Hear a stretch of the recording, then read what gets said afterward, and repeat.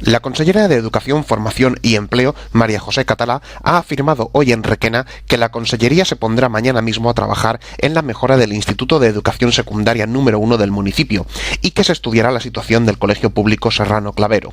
Catalá ha realizado estas declaraciones durante su visita a estas instalaciones de Requena, además de al consistorio, donde ha mantenido una reunión con el alcalde Javier Berasaluce para tratar asuntos educativos y de empleo. Respecto a la recepción de las obras del IES Oleana, Catalá ha indicado que está a la espera de recibir el informe de la Inspección Educativa y en el momento que tenga disposición de este informe realizarán la recepción o solicitarán a la empresa constructora que haga las reparaciones o mejoras pertinentes.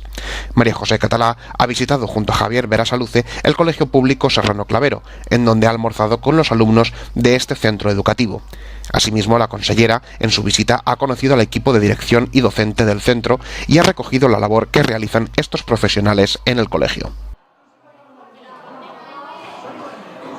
Y a pesar de que es un momento delicado y la situación económica es complicada, queremos definir conjuntamente con los alcaldes y con los concejales de Educación, Formación y Empleo, que son los principales conocedores de la situación concreta del municipio, qué necesidades y qué prioridades debemos relanzar en cuanto a infraestructuras educativas, en cuanto a oferta de talleres de formación y en cuanto a reparaciones y mejoras de todos los centros que tenemos aquí